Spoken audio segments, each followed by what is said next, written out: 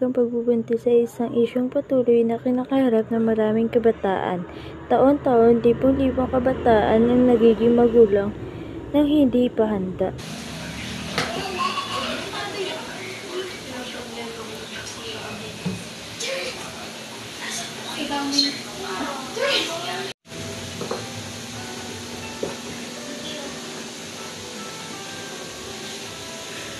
Nangyari doon? Be, okay ka na. Ano nangyari sa'yo? Mas malang pakiramdam ko. Tara. Okay ka lang ba? Okay. Dani, Ash, una na tayo. May gagawin pa tayo. O, sige. Tita Tin, una na po kami. Sige, mag-iingat kayo mga anak. Ingat kayo, ah. Sige po.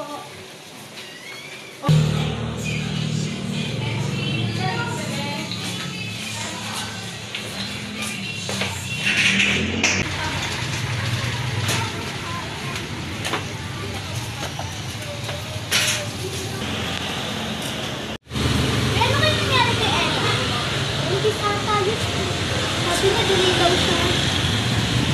Okay ka lang ba? Buntis ka ba? Napapansin ko rin kasi mga ilang araw pala ka rito.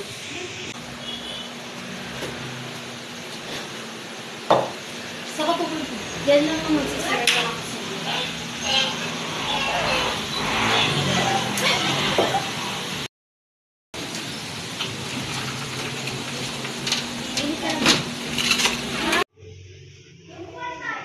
Hello, positive. Paano to? Paano ko sabihin kay mama to?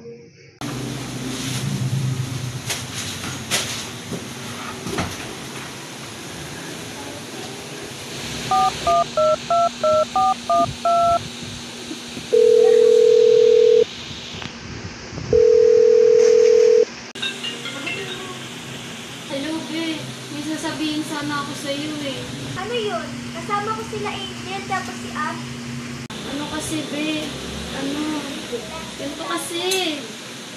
Ano ba yun? Sabihin mo na kasi. Ano kasi, be? Buntis ako. Nung gabi umuwi kayo, nag-PT ako nun, tapos positive siya. Ha? Ano? Sino? Sino nakabuntis sa'yo? Si CJ, be, yung ex ko. Hindi niya ako pinanindigan. Hala, alam na ba yun ni tita? Hindi pa, be. Sasabihin ko pa nga lang sa kanya mamaya eh. Sige na, be. Mamaya na lang. Bye na.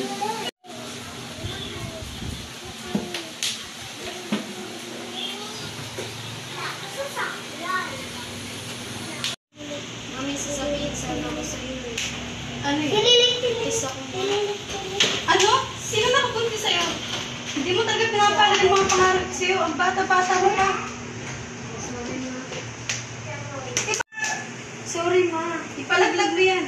Sorry, ma, pero hindi ko kaya. Bumalik ka rito.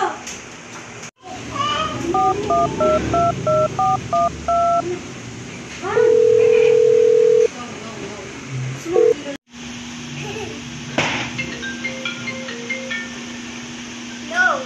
Oh, pumunta nga kayo dito, be. Antahin ko kayo, ah. Sige, bye. Bakit ba yan? Gusto kasi palaglag ni mama yung bata. Wag. Wala namang kinalaman yung bata doon. 5 months later. 5 months later, nang pagtanto ng kanyang ina, natanggapin ang dinadalang bata ng kanyang anak.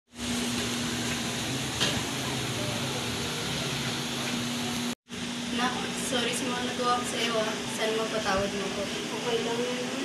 9 months later. Ang laki ng tiyan mo. Mapala mo na ba? Oo, be. Basti, baka manganak ka na. Aray. Tita, manganak na. Ito si Ella. Ano nangyari sa'yo? Ang sakit ng tiyan ko, ma. Dali na Diba? natin. Dali na sa ospital. Ito na ba yung baby mo? Oo, ang ganda naman ng apo ko.